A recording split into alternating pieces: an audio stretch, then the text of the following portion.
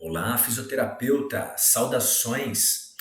Você sabe a importância de graduar a intensidade das técnicas de terapia manual para mobilização articular na hora de tratar o seu paciente na prática? Se esse tema ele interessa para você, não saia daí que eu vou falar mais sobre ele.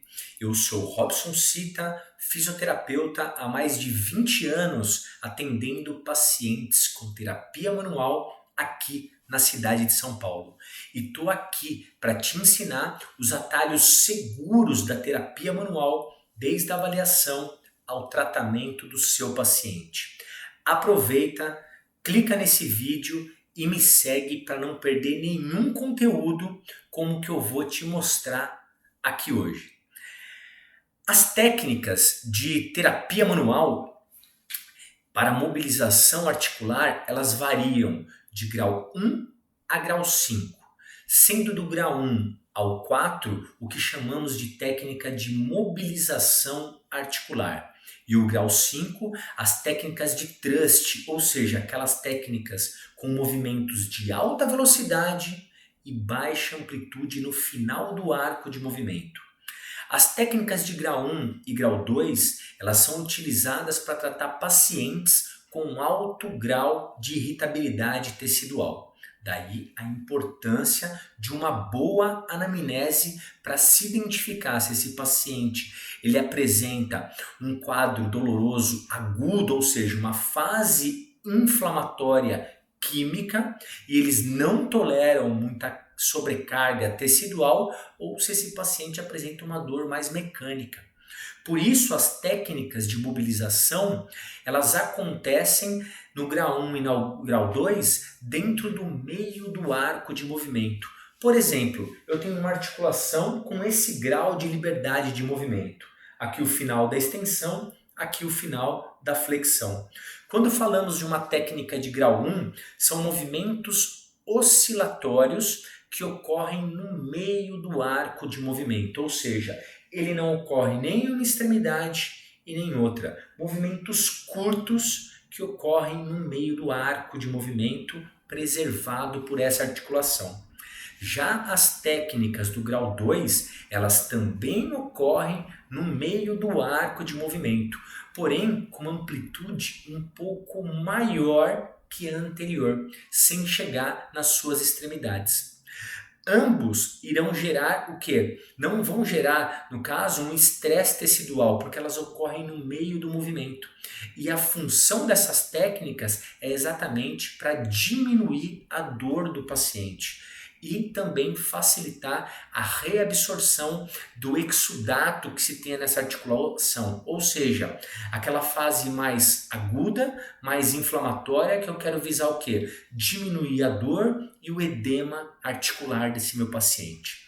O grau 3 é uma técnica que nós utilizamos tanto para dor quanto para ganho de amplitude de movimento, porque ele ocorre desde o início ao fim do arco de movimento preservado naquela articulação.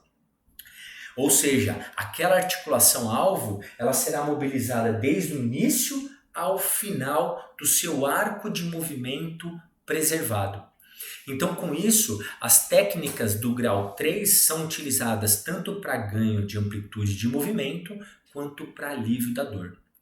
Já as técnicas que nós chamamos de grau 4 são as técnicas onde nós trabalhamos as técnicas de mobilização articular no final da amplitude. Então, por exemplo, se eu fosse trabalhar uma técnica de grau 4, no final da extensão, eu vou até o final da extensão e vou movimentar, realizar então estímulos oscilatórios no final do arco de movimento, ou seja, ela gera um estresse mecânico e não pode ser aplicada para pacientes agudos, porque ela vai aumentar o grau de irritabilidade tecidual. Ou seja, esses pacientes, para receberem uma técnica de grau 4, o objetivo com eles é ganho de amplitude de movimento, porque eu vou estressar o tecido, eu vou gerar uma deformação plástica nesse tecido para ganho de amplitude de movimento. Sendo assim, esse tecido ele não pode ter um grau alto de irritabilidade, porque isso vai piorar o quadro clínico do meu paciente. Já as técnicas de grau 5 são as técnicas que chamamos técnicas de manipulação articular.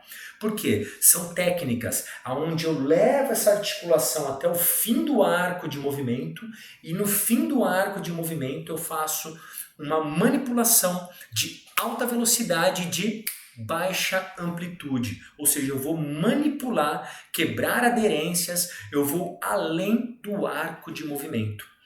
E é por isso, e é aí que mora o perigo. É por isso que essas técnicas são muito utilizadas por quiropratas. E quiropratas, quando não bem treinados, com uma boa mão, com uma boa prática clínica, mão na massa, chegam a exceder ou indicar as técnicas quando elas deveriam ser contraindicadas. Ou seja, essas técnicas é para pacientes com dor mecânica apenas. Eu não posso utilizar uma técnica de manipulação articular para um paciente com quadro de dor aguda, porque eu vou piorar o quadro desse paciente.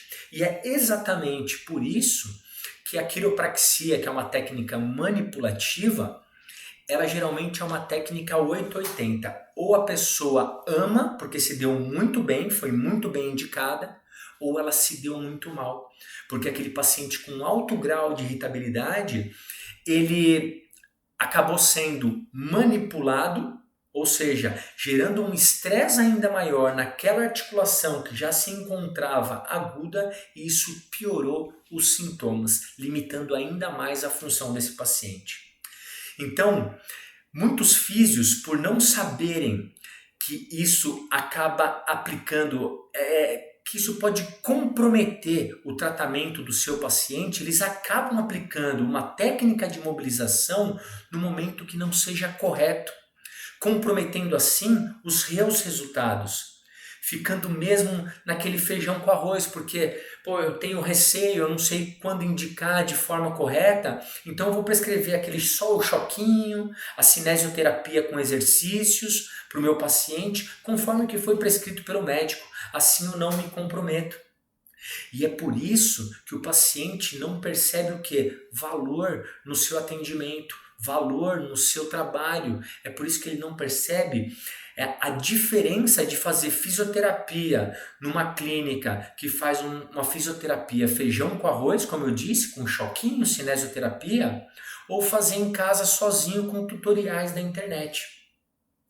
Agora, a partir desse momento, com esse conhecimento, você vai começar a ser mais seguro para tratar o seu paciente utilizando a técnica correta e calibrando a intensidade correta na hora de tratar o seu paciente com as técnicas de terapia manual.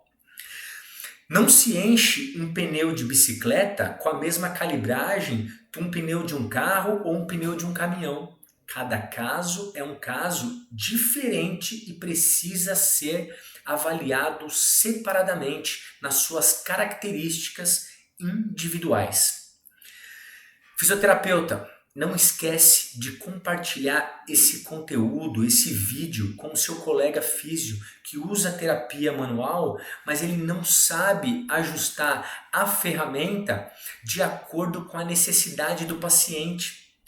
Aproveita e também já salva esse vídeo para não perder essa parte teórica, mas que vai trazer segurança literalmente na hora que você for colocar a mão na massa.